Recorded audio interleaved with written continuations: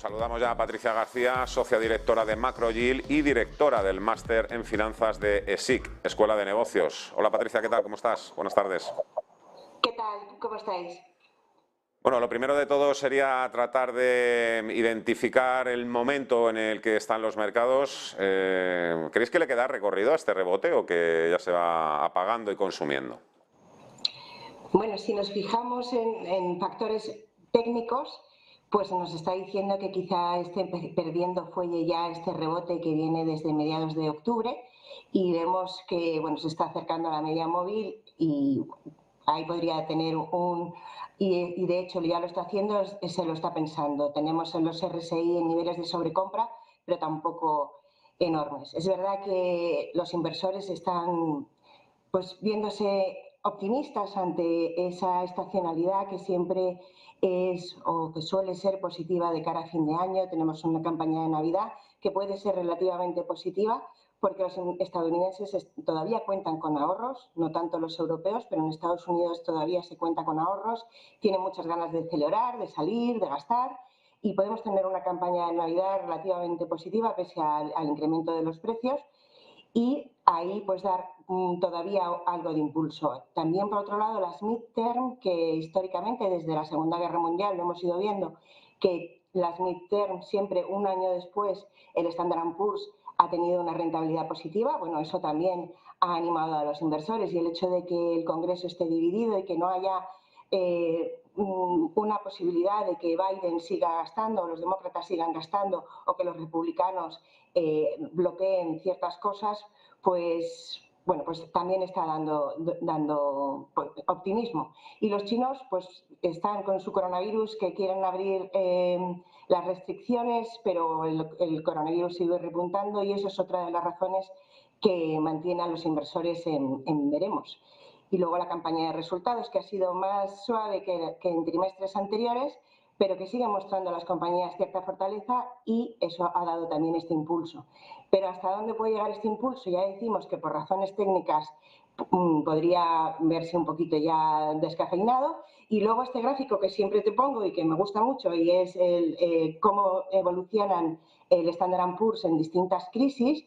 La línea roja es cómo estamos ahora y vemos que se sigue dibujando de manera inquietante una estela muy similar a la de la crisis de 2007-2009, que es esta línea más flojita de gris, y la roja ha vuelto a colocarse por encima de la barrera psicológica del mercado bajista, que es el 20% desde los máximos anteriores. Se ha vuelto a colocar ahí, pensamos que puede tontear algo todavía mientras dure esa expectativa del rally de fin de año, pero nos enfrentamos a incertidumbres como por ejemplo la reunión de la Reserva Federal a mediados de diciembre y la economía, que puede empezar a dar cada vez más esas señales de deterioro que está impulsando incluso la FED con esas subidas de tipos. 14 de diciembre, si no me equivoco, es la reunión de la Reserva Federal. Un día antes es cuando se vaya a publicar el dato de inflación en Estados Unidos, correspondiente al mes de noviembre. El mercado espera menos inflación, espera buenos resultados, o al menos no tan malos. Espera también menos COVID, menos tipos de interés, menos recesión. ¿Qué podría salir mal, Patricia? Pues en la medida en que el mercado está esperando muchas cosas positivas, pues muchas cosas pueden salir mal, porque claro, ahora mismo quizá estemos en un nivel de complacencia relativamente elevado. Y no tenemos que olvidar que Powell ha dicho que no quiere quedarse corto, que prefiere pecar por exceso, que subir más los tipos y no tener una inflación que esté dañando constantemente la economía. Prefiere tener un impacto en la economía ahora más fuerte, pero que de verdad tener impacto en la inflación. Y ese impacto en la inflación, pues se está empezando a notar ya, pero es que como depende de tantísimos factores y no solamente de la demanda en esta ocasión, pues como decías tú antes, quizá nos tengamos que acostumbrar a otro contexto. Venimos de un contexto de inflación muy baja, tipos negativos, tipos muy bajos en Estados Unidos.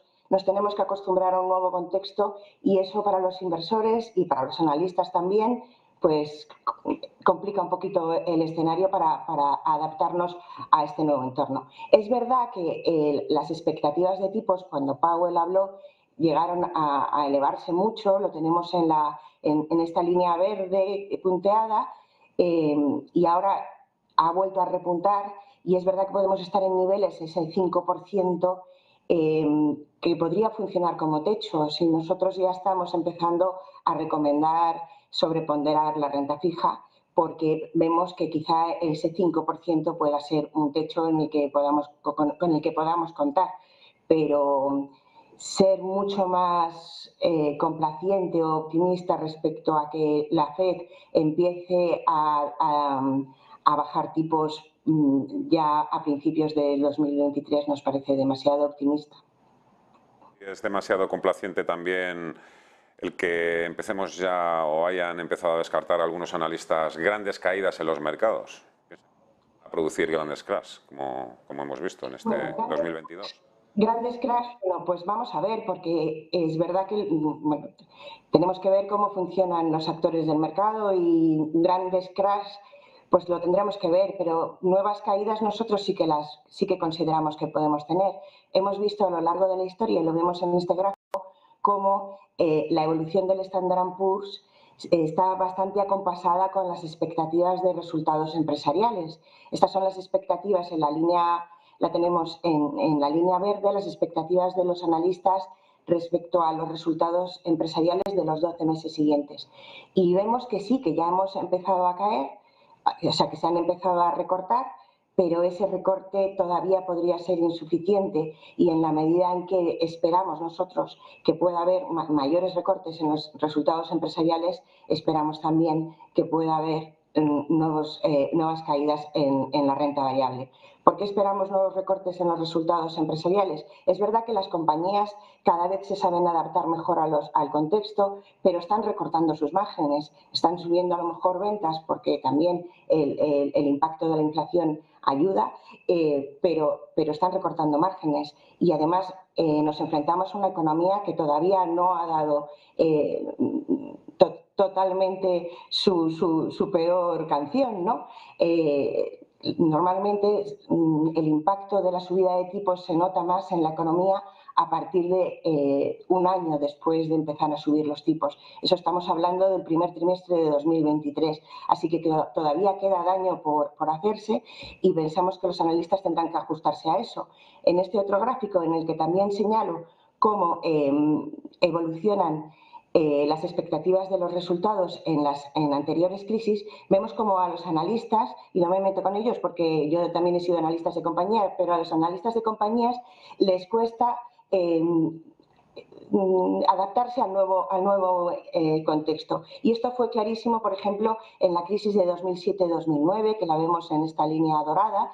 Vemos que tardaron casi un año en empezar a recortar de verdad sus estimaciones de resultados. Ahora estamos tardando un poquito menos, nos podemos parecer más a la crisis de 2014-2015. Si de verdad nos pareciéramos a esa crisis, pues podríamos estar pensando ya que es suficiente eso, y casi 4% que se han recortado las estimaciones de resultados. Pero bueno, luego tenemos aquí la crisis de 2000-2001, que nos muestra que podemos seguir cayendo. Nosotros pensamos que ese casi 4% que se han recortado ya puede ser bajito. Si contamos la media de crisis anteriores, suele estar en torno a un recorte del 14%. Así que ese 4% quizá todavía es demasiado optimista. Resultados del cuarto trimestre que iremos conociendo a principios de año. Le quería preguntar también por el petróleo y el dólar. Las bolsas y los bonos siguen demostrando una gran sensibilidad, ambos activos. En el caso del petróleo, además, estamos un poco confundidos con lo que ha sucedido en las últimas 24-48 horas, con informaciones publicadas en Wall Street Journal que apuntaban a un aumento de la producción de los países productores. Después ha salido Arabia Saudí a decir que de sonada que no se va a recortar la producción. Todo depende también un poco de cómo vayan desarrollándose los acontecimientos en China, ¿no? Si finalmente China abre su economía, pues aumentará la demanda. Y bueno, eso, todo esto, ¿cómo se ve? ¿Cómo lo ven ustedes? Petróleo, dólar. Mira, el petróleo, pues como tú comentas, por un lado depende mucho de las expectativas económicas, y ahí estaba muy pendiente en las últimas semanas de qué pasaba en China. Por un lado esa expectativa de apertura, pero por otro lado los casos siguen repuntando, la demanda en China de energía está bajando. Bueno, pues estaba pendiente de eso, pero claro, aparece la política. Y en la política, pues se ha abierto una expectativa de que Arabia Saudí pudiera cambiar lo que venía diciendo hasta ahora, y es que Biden se había mostrado, antes de llegar a la Casa Blanca, se había mostrado muy o negativo frente a la postura, frente al príncipe de Arabia Saudí. Sabemos que lo implica en el asesinato del periodista Khashoggi. Biden, después de esa postura tan fuerte contra él, este verano viajó a Arabia Saudí precisamente para intentar que ampliaran la producción de petróleo, porque Biden está muy preocupado por la inflación, es la principal preocupación de los estadounidenses. Entonces, quiso hacer todo lo posible, viajó en julio a Arabia Saudí. En principio pensamos que de allí no salió nada, pero ahora se ha sabido que Biden ha dicho que este príncipe debería ser, estar exento de cualquier tipo de culpa o tener esa protección, ¿no? Frente al asesinato de este periodista. Entonces, esto quizá haya sido lo que ha provocado esa especulación de pensar que Arabia Saudí iba a incrementar la producción. Pero claro, aquí se mezclan más temas políticos, porque Arabia Saudí está dentro de la OPEP. A la OPEP le ha costado muchos años llegar a un cierto entendimiento. El resto de países de la OPEP no tienen capacidad para incrementar su producción, y lo hemos estado viendo. Cuando empezaron a intentar ampliar la producción, vemos que no llegaban a los objetivos que se marcaban, porque el resto de países no tenían esa capacidad de ampliar la producción. Ahora Arabia Saudí se va a presentar frente a sus socios a decirles: yo sí incremento la producción y hago que caigan los precios, cuando además los precios ya están cayendo por las expectativas económicas. Nos parece muy complicado. Con la política nunca se sabe, pero a nosotros nos parece complicado que puedan tomar esa decisión ahora mismo. Por último, bueno, es difícil, imposible saber cómo puede acabar todo el tema de la criptocrisis, FTX. Hoy vuelven a salir nombres publicados, intermediarios, brokers, que podían estar también pues ya al filo de la quiebra, con una gran necesidad de liquidez, mientras continúan pues, las peticiones de reembolso de cientos, miles de inversores por todo el mundo. ¿Cómo? Claro, ese es un tema que también añade incertidumbre a todas las incertidumbres que hay ahora mismo en el mercado. Es una incertidumbre más, porque no sabemos cuántos inversores pueden estar ahí, se pueden quedar ahí encajados, y bueno, pues puede provocar cierto pánico en ese tipo de activos. ¿Por qué? Porque necesitan regulación. Estamos muy acostumbrados los inversores a estar muy cuidaditos, a que cuando pasa algo alguien viene a rescatarnos. Y aquí, como no hay regulación, pues no hay rescate posible, y eso pues crea mucha incertidumbre.